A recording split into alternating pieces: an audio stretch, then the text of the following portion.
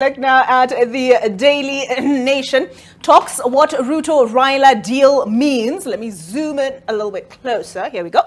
Closing ranks. The conclusion of the bipartisan report this month is likely to bridge the gap between the government and the opposition, as both sides are expected to rally their troops in parliament to approve the joint proposals. But even as Dr. Ruto and Mr. Odinga gear up for a close working relationship to address issues affecting Kenyans, this could have far-reaching political implications, ramifications in both camps. Actually, this is related to what's on the front page of the Taifa Leo. It's even connected to Hapa ni Wapi. All right, let us see also on the front page here an image of King Charles III, whose tour to Kenya ends today. Today is the second day in Mombasa. Him, together with President William Ruto in the image here, arrive at Mtongwe Naval Base in Likoni, Mombasa to meet Kenyan and UK Marines. King Charles III and Queen Camilla will end their 4-day tour of the country today. I'm curious, so initially I was under the impression that he would only speak at the reception that has the state banquet that was held on Tuesday night, but he has spoken severally at the UN as well as where is that, at the reception that was held at the residence. But really there he was just saying, you know, thank you for your hospitality. It was a very light-hearted situation. But what did you make of his speech, Kidi Mwaga? He had been called on to apologize. He acknowledged, right, recognized that there was an affront to the Kenyan people during the emergency period. Was that as good as? Well, I think the king was engaging in semantics to avoid doing that which the people of Kenya have asked. Wait, were you waiting to hear, I am sorry? Or he as good as said it?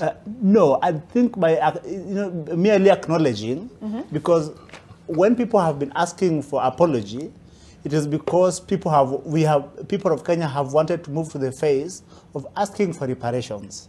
Because only we remember that when Kenya was set up by the British government in 1895 and handed over to Ibeco, and so until 1923 when they then declared as a colony, around all that time they engaged in massive extraction, and that extraction was not only of resources but also of human resource.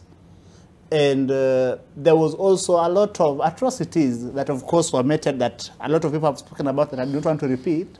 So that it is naturally expected that if the king thinks that his reign should mean something to the people of Kenya, then at the very least, we should see an apology. You know that we still have Batuk around here. We still have a lot of things going on. When people talk about the dark days of Nyayo, for instance, you know that the people that propped up that administration were the UK government. So an apology, in my view, is not being too naive. It is something that at least should happen, but then if it does not happen in the here and now, it is something we must keep pushing and demanding until it finally takes place. All right. Jim, I mean, are you flattered? This is the first Commonwealth country he has visited in his reign as king. In his various speeches, he has detailed the long history his family, not just the people of Britain, but his family, have had with Kenya.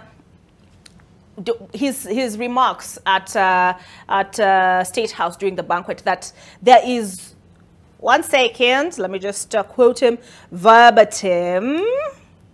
I was there, I took some video. I have no doubt that you did. See me today, just name dropping, eh?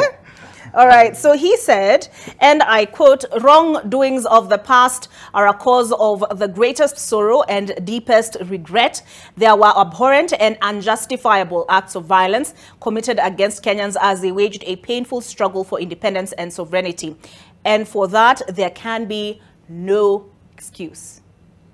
I think his words, for me, I think anyone who expected an I am sorry and whatnot, because he has to tread that careful balance of, you know, legal repercussions. And so that speech, those statements were crafted very carefully. But in my opinion, there's an admission that Britain had a role to play. There's an admission that many Kenyans suffered as a result of the British invasion of our country. And the only thing that we've fallen short of is saying, now can we talk about justice? Okay, because an apology is just one step towards reconciliation. And so now that you've apologized, now that we know that indeed there were wrongdoings, can we talk about justice? And justice takes different forms, right? We still have grandchildren and children and a few survivors of that Mau Mau era who went through brutal torture and things like that. We have people whose bodies we do not even know where they were buried. But then we also have the economic side of it, the economic imbalance between the UK and Kenya, where we've continued to be an extractive sector for the United Kingdom. So I think the next step for us is to then renegotiate, almost renegotiate a deal that then sees that there is actual justice. And Olive, I have also been watching the British media and the UK media, and I have seen how they are disgusted by the king, going around on an apology tour, saying he's sorry, and yet, you know, Kenyans should be grateful for the gift of English. Because otherwise, how would we be communicating in this studio today and the British not come? You mean they civilized us? Yeah. How else would we? I mean, we were not even communicating with each other. And they said, you know, they have roads because of the British. They have all these nice things because of us, and we've done all these wonderful things. In fact, and they're saying that we owe them an apology for the British that were killed during the struggle for Mau Mau, and not the other way around. And I think it's just a clear indication. And I've seen a few Kenyans who agree with them. I've seen Kenyans who say, you know, what's an apology going to do?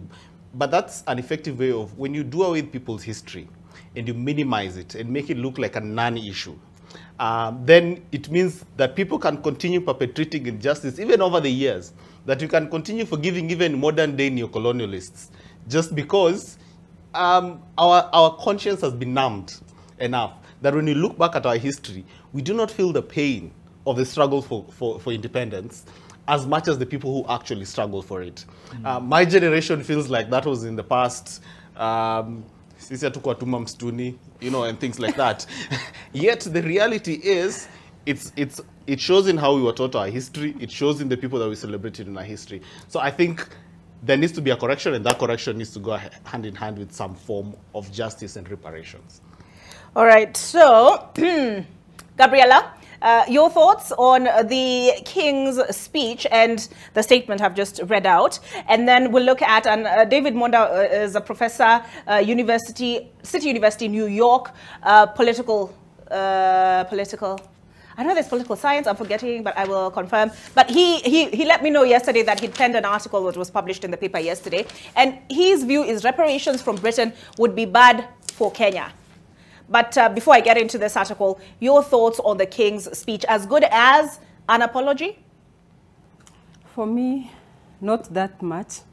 I expected the King to apologize properly and compensate our people. Many people lost their life, and many people end up being poor. If you see those people who fought for our independence, up to now they are extremely poor. Expected them to get proper compensation. Yeah. So for you, reparations? Okay. So this is what David Monda had to say. When Kenya became independent on December the 12th, 1963, the official status of the territory as a British colony ended. But 6 decades later, the wounds and injustices, where he acknowledges that, of colonialism are still raw, haunting Kenya-United Kingdom relations. As demands for reparations from sections of Kenyans to the visiting King Charles III emerge, ironically, that is not the solution. Is what he says. Reparations would only perpetuate the notion of Kenyans in a permanent state of victimhood. By 2032, Kenyans will have had more years of self-rule than the entire period of British colonial domination between 1895 and 1963. Yet Kenya remains poor. Now, the second reason, he says, is reparations imply a finality to the trauma of the colonial legacy, yet financial compensation can never adequately restore devastated communities for what happened to Kenyans during colonialism. They also imply that the perpetrator is absolved from their misdeeds, having paid compensation for them, that the abuser and the abused can kiss and move on with life as if nothing happened. But reparations reinforce the asymmetrical relationship between the colonizer and the colonized. Kiri Mwaga, your thoughts?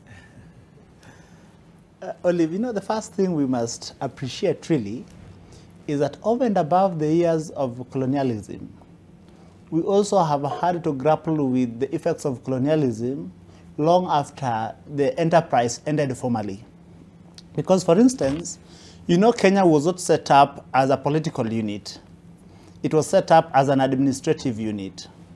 And so part of the challenges that we had to grapple with is that the colonialists put it on us that even as we were attempting to politically organize, we only had to organize based on regions and ethnicities. Subsequently, is that when we formed, became supposedly independent, and it is independence of the flag, you must also remember that it is the home guards, people whom the British deemed to be, sedate enough to lead, that were in the driver's seat. What then happens is that we perpetuate that administrative unit that was handed over to us by the British, as opposed to setting up a political unit. So that the first attempt we have as a people to set up a political unit is 2010. 2010 is just the other day, 13 years ago. I mean, so that is when we talk about the Second Republic. So all these years, we were still trapped in the systems that had been set up by the British. So then, that is part of why I still believe legitimately that an apology and reparation would go a long way, especially to underscore the fact of how equal people are in the eyes of the Lord, of God, so that it goes a long way to even tell our children that this legacy was wrong. If you still hear Kenyans saying that the colonial enterprise benefited the people of Kenya, I mean, you can't help but wonder how successful the attempt to mask the pain that the people of Kenya went through can be, because destroying the social institutions, destroying the political institutions, destroying the economic institutions is part of what has led us to now when we are being referred to as a third world country or developing country. But then you go back to, say, the writings of the people like I'm forgetting his name, How Europe Underdeveloped Africa. What is that? Walter Rodney. When Walter Rodney writes about how Europe underdeveloped Africa, you see how they massacred African institutions and the extraction that they carried out from Africa, and taking all that they extracted to what my brother James Nyamu calls the core of the capital. And it is African material resources that has built what they call the core of the capital, the metropoles, Paris, London, name all of them. So I think that an apology, in my view, and possibly the conversation about reparations is something we can't run away from. Thank you. All right, Jim, that this clamor for reparations perpetually casts us in the role of victim, that you cannot financially compensate for the trauma. So two things. One, he says that it puts us in this perpetual state of victimhood, and so to insinuate that needs to end. Essentially what he's saying is we need to stop the victimhood mentality. But we are victims. It's not a mentality. Yeah. We are not perpetuating a victimhood. We are victims of colonialism. Yes. That's a fact. But he says that we have been independent more years than we were colonized. But that is not true, right? Yes. That is not true, all right? That is not true, because if you count from 1963, the other day we were celebrating 60 years of independence, right? Now, Kidi has taken you back to 18... hey, Kidi, this 18, in fact, when Otovon and his people, they were drawing this thing in 1884, right? And later on, we come to be between 1884 and 1923, when we were officially declared a colony. the mathematicians, walimu wa maths can do the math, how much that is. And then between 1923 to 1963, when we finally get our independence, and then from 1963, how much time did we have? While we had what we call flag independence, how much independence did we actually have? Yes. Because remember, our constitution was written in Lancaster. It was given to us and given to us to sign it. Yeah. And so we have not been independent for more years than we were colonized. Yes. That's just statement of facts. And so just to remind viewers and people who hold that view that we are not perpetuating a mentality. We are not putting on a front. That's who we are. But number two, it is also to extend to other things, like, say, if you look at our tea farms, our flower farms, our food sector, you think about all the fruit sector, you think about all the conservancies in this country, a huge chunk of this economy is still being coordinated and in the hands of our colonizers. Yes. So if you're talking about, and that's why I said we need a proper deal on how to exit. In fact, I even felt offended when he said that we are part of the Commonwealth. Even just the idea to be referred to as a Commonwealth. Really? Jim, it's the first Commonwealth. Like, they are putting you in this bag that you guys are our trophy. When you went hunting, you guys are marks of our heroism and how great we were as Britain. That's why they're called the Great Britain. And the only markers they have to show that they were Great Britain is countries like Kenya, and they prop us up.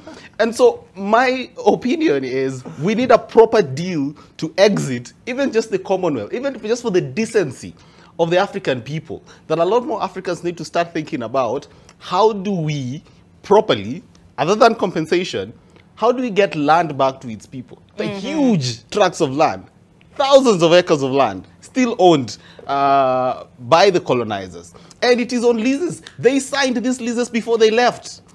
They ensured that they trapped us in 900-year leases and 999-year leases and 100-year leases. And every time that people like in Muranga try to get out of those leases, you see how much scandals they get into.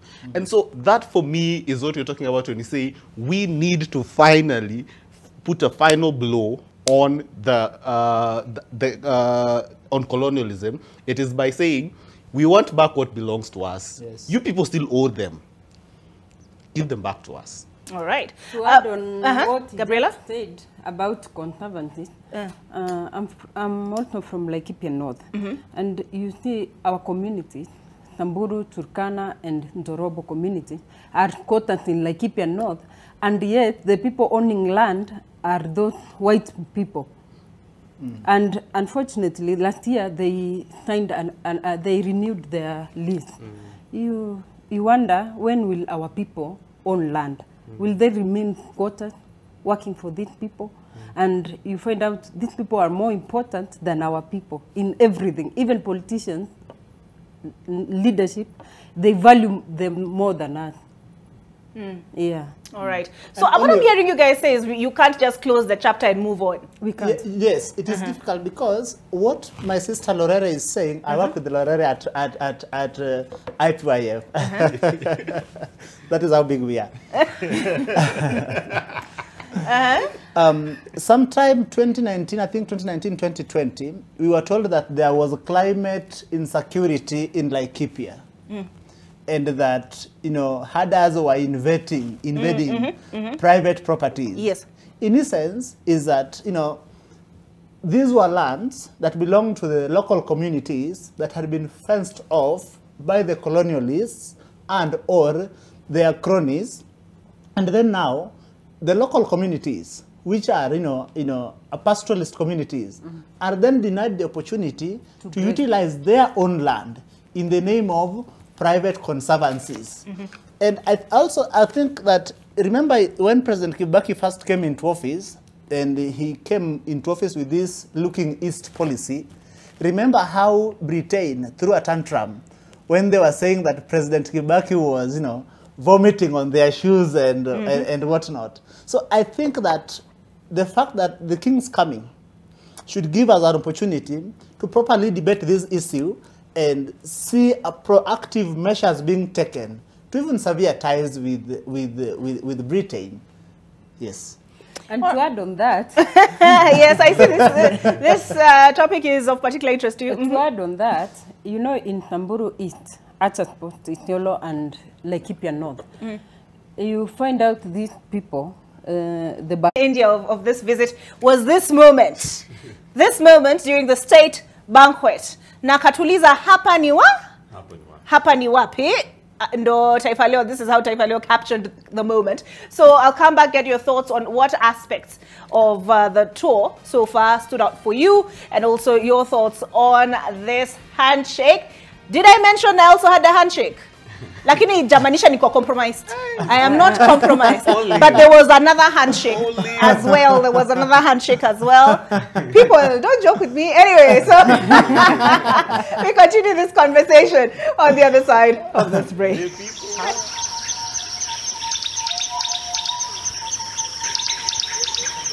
Welcome back to AM Live on this Friday morning. They said I'll have to compete with the sounds of nature. But are you feeling serene, having had them? Better? Yeah? Feels better? It's reminding me. Calming? It's reminding me of the Conservancy. Jote is my director. Jote has achieved the opposite effect. But Nurdin Hagai, now that you've joined us. Yes. Mwalimu wa math, hapa ni wapi? Hey, I need an autograph before the film becomes too much. Mwalimu wa math, hapa ni wa? Hapa ni wapi? All right. For Raila Odinga, this was the Siriwechon. Maswali tele, Raila akionekana Ikulu katika hafla ambayo Gachagua alikosekana.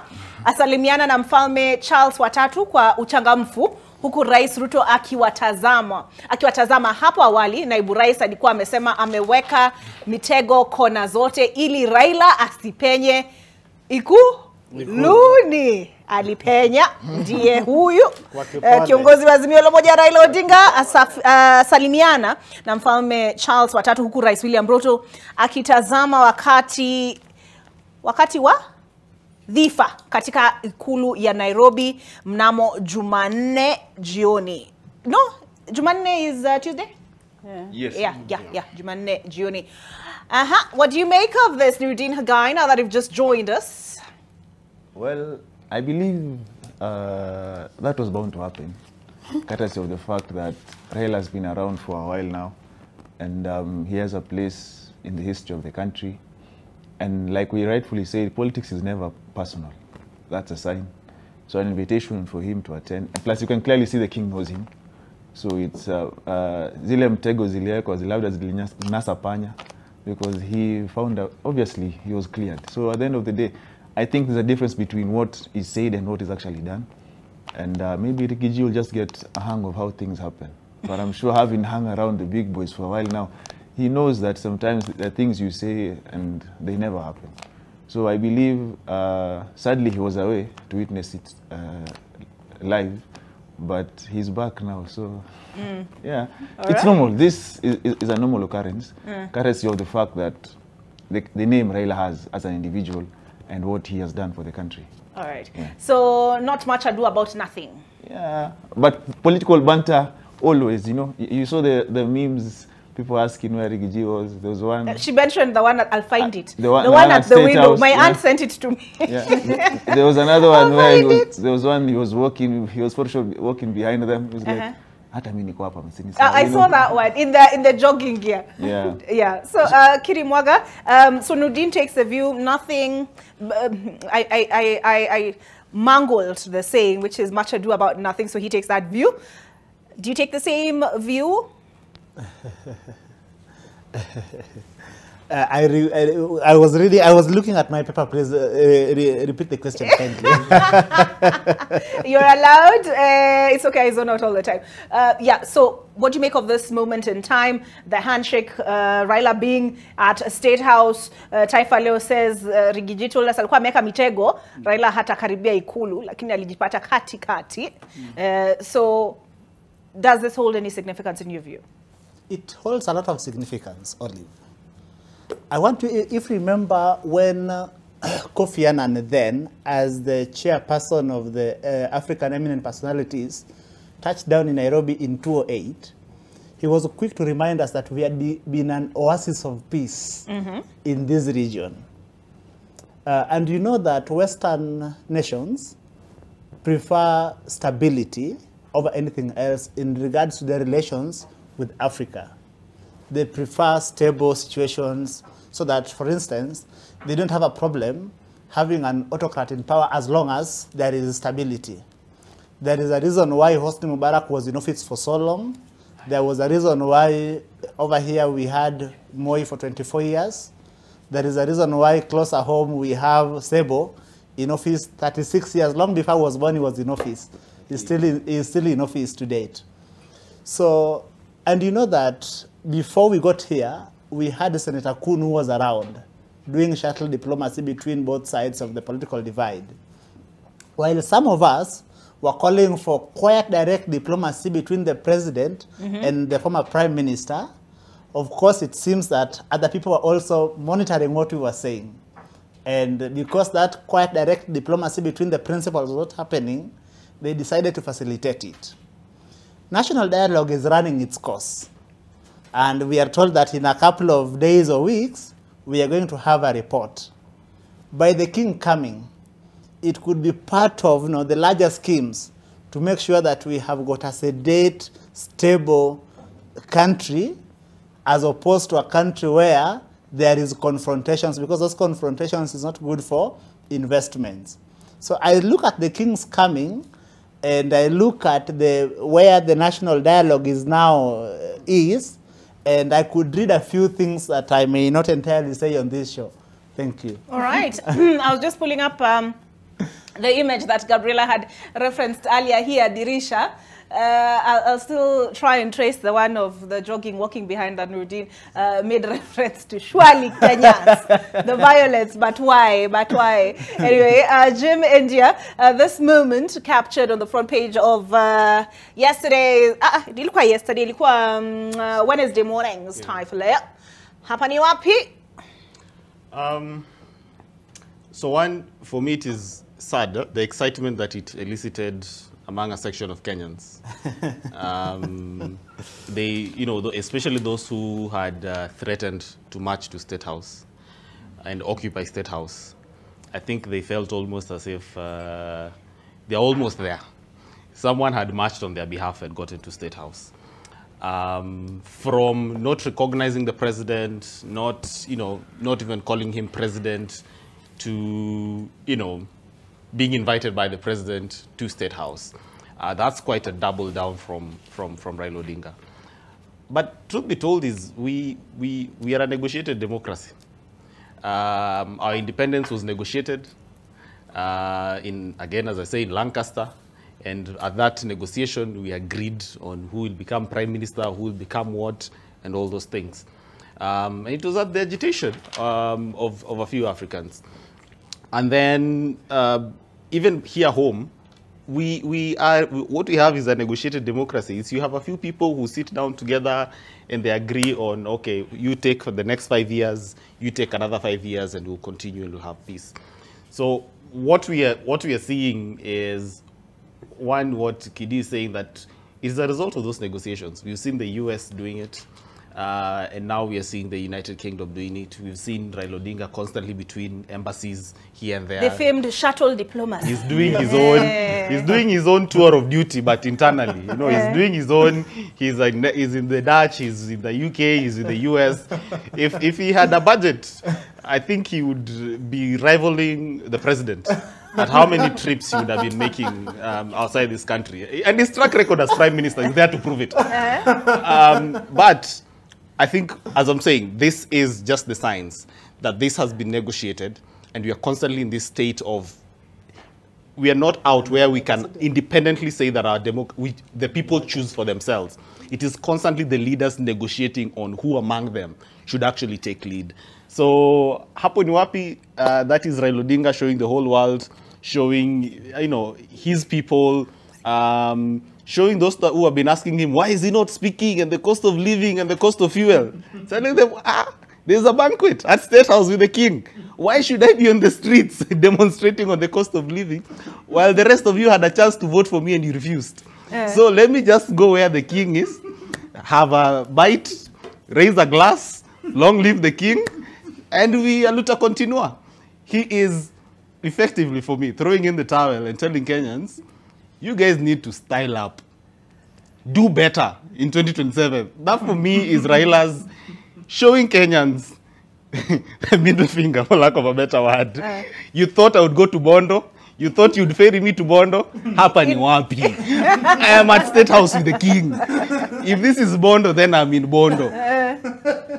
You people who said, oh, baada ya uchaguzi, huyu mzee tunampeleka wapi? Bondo. Hapo ni Bondo. Hapo ni Bondo. Gabriela? For me, physical appearance between President Ruto, Raila, and the king. You could see the smile.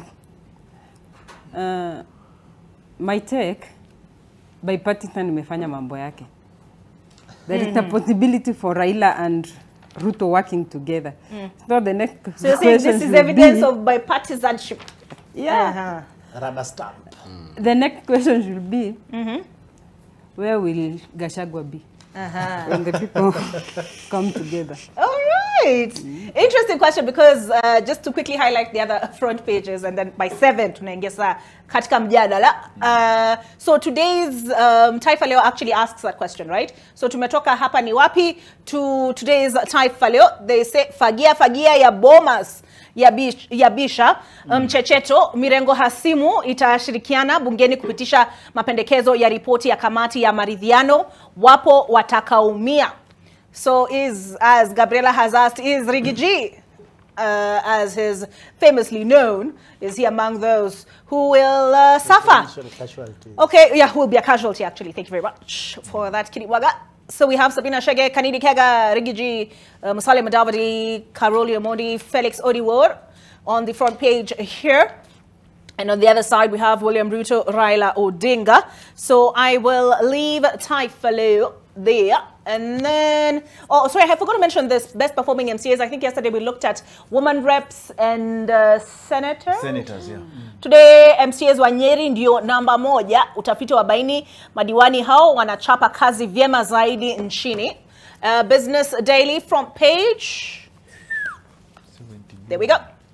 SGR bans 70 billion shillings, leaves taxpayer with loan burden. Kenya Railways yet to refund single penny 6 years on. Parastatal owes 566 billion shillings in loan arrears. KRC, the Kenya Railways Corporation, has not refunded a single penny of the debt it owes the Treasury for the repayment of 566 billion shillings Chinese loan to build the standard gauge railway, despite collecting billions of shillings in fees for more than 6 years of operation. Also on the front page here, cities, Kenya officials earn 200,000 per diem. Senior government officials are raking in nearly 200,000 shillings a day on official foreign travel in some selected cities, pointing to the heavy burden these trips are having on the taxpayer. The latest review on allowances by the Salaries and Remuneration Commission shows that assignments to Singapore attract the highest per diem, over 194,550 per day for public officers in top management, board level and policy making. Remember this story that was done by Ibrahim Karanja, Kiri, Jim, you are here, Gabriela, you are here. The one on per diem, foreign travel. Yes. You remember it? So yes. It's the same report. Nurdin, tungetafuta kazi ya serikali tungekuwa tunaenda Singapore, one day per diem, senior official, tungetafuta kazi ya senior, 194,550. Tunaanza leo. We're going to start our lobbying today. Kenya eyes 20% stake buyback in Turkana Oil. Kenya is readying itself to buy back a stake of up to 20% in Turkana Oil project in a critical decision that could eventually be decided by whether the government approves the project's revised development plan and availability of requisite funds. Okay, let's take a look at Standard real quick. Tunenda marathon sasa. Where is this 54 billion shilling funding for schools? Questions. New revelations show secondary schools have not received over 50 billion shillings over the last 5 years, with the Treasury retaining 5,000 shillings out of every 22,244 capitation due per child every year, and the Education Ministry another 1,979. Oh dear. Okay, so that is the front page of the Standard, also highlighted here. Najua mnaangalia tu hiyo side ya Pulse, but also shukisheni macho hapo chini. CEOs of state firms to join UDA politics. Ruling United Democratic Alliance opens a new era in Kenya's politics by giving chief executive officers of state corporations and board members the nod to contest elective party positions. And then I think they also highlight okay, there's a quote here. Our systems are clogged due to the many members seeking to contest, and we felt that if we go by today's deadline, we will jeopardize them. We need to move that to November 17th. And then this happens as Mudavadi loses key docket to Kuria. For the second time this year, President William Ruto reorganizes the cabinet and transfers the State Department for Performance and Delivery from the Office of the Prime Cabinet Secretary to the Ministry of Public Service. What actually, guys, what do you make of this? This constant reorganization of government is in an attempt by the president to keep the peace? Nudi? Of course, because clearly there is some infighting, and going by the Twitter handle of one Moses Kuria, you can clearly see there are certain issues. But that's part and parcel of where you have egos or big egos, and those who feel like they need to have a bigger role. So I believe at the end of the day they need to work, because these side shows won't help much. You know, you can clearly see there is some push and pull, and you can clearly see most of the cabinet secretaries, some believe they are mini presidents, and that's why we always see them inspecting guard of honors. You get someone is transferred from this means to the other, they look for people who can do a guard of honor. I think they're looking up to the president. They all want to be like him, you know. Nikaunda sutu wajafikia, but at the end of the day, I believe they need to settle. It's already a year past, you know, and they need to kick in and work on their manifesto. Otherwise, we'll be seeing reorganizations every other time. Yes, we do know organization in government is not a new phenomenon. At the end of the day, clearly there's some disquiet. And once, I think it's more or less massaging or managing certain egos, which a time has to come where egos have to come down, people have to work. All right. Yeah. Quickly, Kiri Maga, Jim. About the reorganization? Yes. Well, I think that the president is constantly worried about, you know, performance. And so he has to constantly reorganize the government in a way that he believes is going to enhance performance of his cabinet. Thank you. Jim? For me, the clearest indication that there is a problem in government and that a government is captured is when you have a lot of reshuffles at the very top. Normally, those guys at the top have zero job security. You do not know when you lose your job. And so you're kept in this constant state of where you have to be loyal to somebody, and you have to be a yes person, and you have to do things as required of you. So for me, this is not a good sign. Government, by design, is usually, it's about longevity, and the more somebody, and stability. But when you have constant moving in, moving out, bringing, changing, reorganizing, you're keeping everyone in a state of panic, keeping everyone in a state of you don't have job security, and that way they're easy to compromise because everyone just wants to stay in government. Gabriela? For me, if you remember William Ruto when he said, najua department yako more than you know, that is a red flag. It seems those people, the government officials don't know what they're doing in those departments. And it's unfortunate for service delivery. All right. Yeah. Okay, so also the front page here, pensions crisis as non-remittance of dues hits 40 billion shillings. Retirement Benefits Authority says most affected are public universities, parastatals and county governments, warning situation is an economic threat to retirees. King Charles III meets freedom fighters' families. Looking at the star, I don't know what happened there. Quickly, people, but I will sort it out just now. Crisis as varsities run out of money after heeding ministry directive to admit students without fees. Institutions and 275,000 learners are now struggling to survive as lecturers go without pay for months due to delay by Treasury to release the much-needed cash. I mean, what is happening in the education sector? Only yesterday, we had this headline. Let me just pull it up. By the way, you can access archived copies of the papers by going to paper.nation.africa, and yesterday's Daily Nation had this on the front page because the president has talked in giving his scorecard. He had talked about giving certainty as far as CBC is concerned on account of the task force. He talked about the hiring of teachers. What is plaguing? Was it? I think it may have been the Standard. I'll pull that up as well. Let me see if it's the Standard. But what, in your view, is plaguing the education sector? The delay in the release of funds. Nurdin, tuanza na wewe, what are we not getting right in your view? You know, first and foremost, when I see schools haven't received over 50 billion shillings over the last 5 years, that already is a cause for alarm. Because at the end of the day, we do understand there is money. But how money is being spent in this country is the problem. The priorities, you know, our priorities are on flashy vehicles, are on travels, are on refurbishment of certain offices, while we have issues that are pending. And you see, education, there's a saying that people usually use, education is an equalizer. If it's an equalizer, why can't we make it accessible? And right now, this 5 years ago is when secondary schools education was subsidized. And now we are talking about a scenario where it's no longer going to be subsidized, where school children will be paying close to 78,000 a term. So you ask yourself, with an MP giving you a bursary of 2,000 shillings, where are we going as a country at the end of the day? So I believe we need to put our priorities right. There is money, but where we put the money is the problem. Because taxes are collected, the government has revenue, it has money, but why is education, why is it such a mess? Because, and it's not just the secondary or the primary, even the university, we have a lot of problems. So I believe the Ministry of Education has a lot of work. I believe the President has a lot of work, because you see, this comes from government goodwill. If there's goodwill, this mess will be sorted out.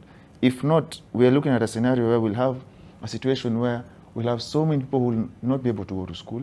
That is a crisis in itself, because it brings things of a lack of education, like crime and everything. So I believe they need to put their house in order and focus on what is most important, which is making people have access to education. Because it doesn't make sense to have a scenario where we talk about 100% transition. Where are you transitioning to? Where are you going to? Because if you can't have money to go to secondary schools, that so-called education you did down there was useless. Because you finish the junior primary or junior secondary thing, then and you can't go to secondary school. It means that in manifestos, like Azimio had something like free education. Just the fact that they had that in a manifesto doesn't mean you can't see it's a good idea and you pick it. You know, we need to have a scenario where we grow from where we started, because we have good projects like the free education back in 2002, courtesy of Kibaki. We just killed that thing at the end of the day where we are right now, because when you talk about 50 billion hasn't been disbursed, you ask yourself, where has that money been going to at the end of the day? Right. And we have money for, you know, last time I was here, I told you last week, we have some 10B. If it's still there, the 10B for El Nino. El Nino. Situkata hata kidogo back in 44 billion and we keep moving. Lakini najua ilienda, imeenda. Kidi Mwaga, this I found the headline I was looking for. From one slot's nightmare. With a record number of candidates having sat this year's KCPE and the reality of crowded facilities in schools, parents are staring at a tough time placing their children in Form 1, even as the impact of Treasury's delay in disbursing. So they say 22 billion shillings, the delay is 22 billion shillings capitation hits home. So even as this is happening, the Kenya Secondary School Heads Association had proposed an increase in fees because of this delay in the release of capitation and the insufficiency of the amounts. The Education CS said, no, that's not going to happen. Your thoughts? Priority, priority, priority. The moment as a government, as a country, we have failed to prioritize education, that is where everything begins to slide down. Because, Olive, you know that, of course, as Nurdin said, that education is an equalizer. But have they failed to prioritize it? I mean, when you have the president yes, at the national, he's the one leading the government in presiding over the national exams. It is failure to prioritize. Prioritize in substance, not in form. Prioritization in substance, because we are told that from the financial year 2019-2020 to the current financial year 2022-2023, 50 billion is due and outstanding. But remember, Olive, that President Kibaki and not President Uhuru told us that we lose 1 billion shilling every day to corruption. 2 billion. So that nimesikia kuna study inafanywa yes, to establish kama hiyo ni kweli. So that if we were able to, we expected that President Ruto would deal firmly with the question of corruption. Of course, I know it is what we are going to, delve on today. But again, now it underscores what I'm saying: priority, priority, priority. If we are able to seal the seepages through which money is lost in the budget process, in the expenditure, then we would be able to have enough money to be able to take care of these needs of our children in school. But because of our priority is about, and it is about not about this government or the last government, but the entire political establishment, is that everyone is coming into government with the idea of making money in the view of building a war chest for the next election, so that everything else is secondary. You don't matter. It doesn't matter. It doesn't matter what is happening in schools, what is happening in universities, as long as you have enough. You have gutted the national resources enough to help you wage a war chest in the next elections. It is something we must depart from. Thank you. Jim. Yeah.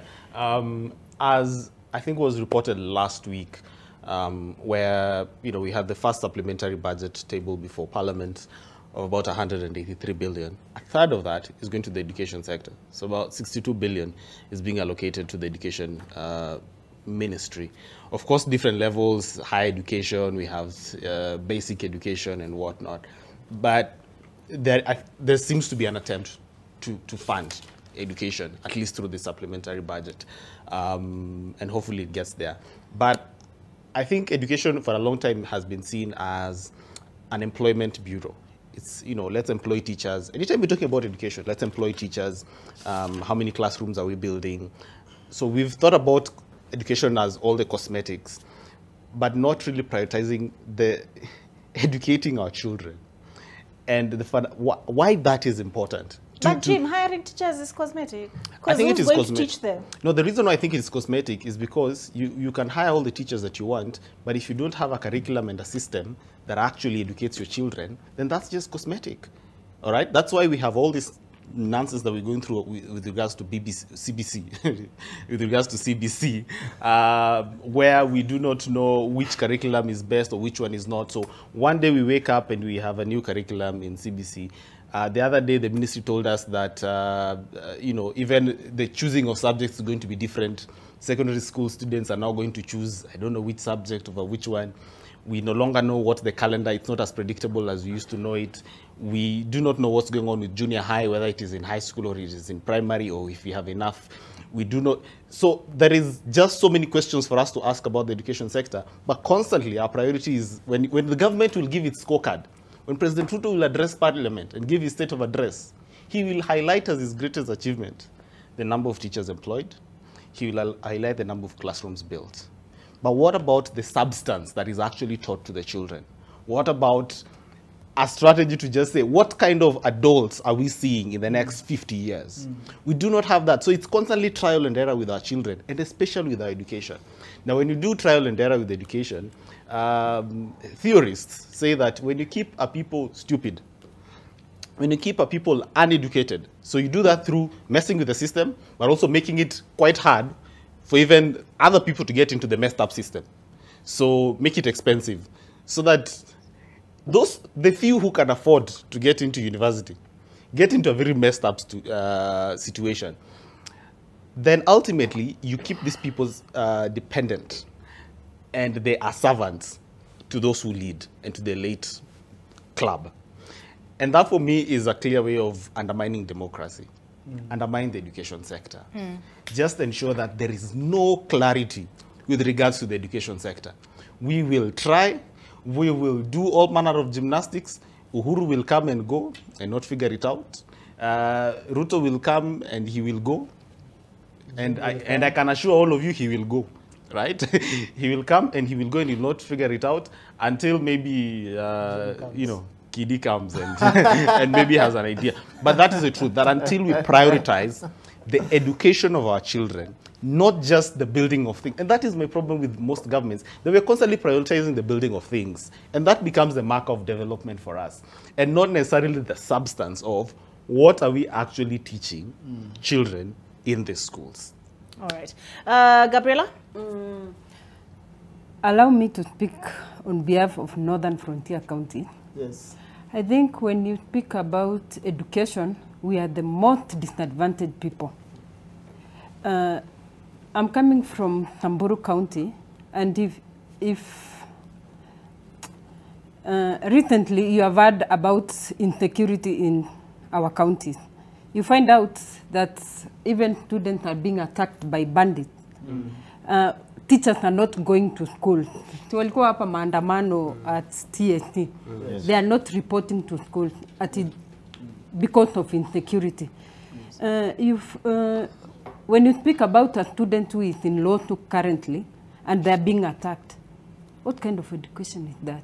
They are not in school? Yes. That 100% transition is come in Samburu County and in Baringo and in Turkana and in Northern Frontier counties. Because first, we don't have teachers. They have tried, they don't come to our counties because of insecurity. What is the government doing about it? Because just the other day, I saw Kindiki celebrating that we have achieved security, stability in northern Kenya. More especially, he spoke about Baragoi. As we speak now, 4 a.m. today, Baragoi town was attacked. And there are schools in Baragoi. You see, it's just like history. It's just like we are not in Kenya. That's why our people, ukienda Nairobi unaambio nimeenda Kenya. Ako Kenya. It's like we are not in Kenya. The other day in Baringo last week, bandits attacked GSU camp and there was a school nearby. Yeah. The students while sleeping, walikuwa chini wamelala wamejificha the whole day. So tell me, a student in Baragoi, a student in Baringo, in Garissa, will they compete with students in Nairobi? You speak about funding education. What about those people who are, you see our county, watoto wanaingia lower classes, Junior. Nursery. Then transition to class 1 hakuna. Kwa sababu even county government, they build one building in Kishaka, in a village like Lerata. You build a nursery school, then there is no primary school there. Is there any transition? There's no teachers. Then you expect that mtoto anaenda kula tu chakula, kunywa uji na getheri na kurudi nyumbani. There's no education in northern Kenya. Then tell me, will we in 10 years to come, will we compete with the people from Nairobi, from Nakuru? No, education is not there in I'm really appreciating the perspective that Gabriela is bringing to this conversation, right? For us, security is more important even than that education. Yeah. Wewe kitimwaga cha hizo. Sasa imebehave sasa. Ministers lied to Kibaki in ICC cases. In his memoirs, Muthaura describes how ministers misled Kibaki on diplomatic push. Those are pages 4 to 5. Tough queries as Senate handles 15 impeachments in 10 years. Actually, if you shikeni stayenu, mnaona vile leo ni nzito. Because today I held the stand. I'm like, what's happening? Ni nzito. There's the siasa pullout. Ndio hii hapa. Iko ndani. That is when you say Bururi ugikura. You say what? Bururi ugikura. Okay. There's a pullout inside, and then Second time. the rest of the paper. Let me see what else is here. Okay, I'm going to leave it there. For me, the most interesting thing is I wanted to look at this a little bit at this story, the Muthaura one, but because of time and we have. We still have to look at Osoro's remarks. Let's take a break. Then we come back with that story if we can. Jonte, my director. Alafu tutaendelea.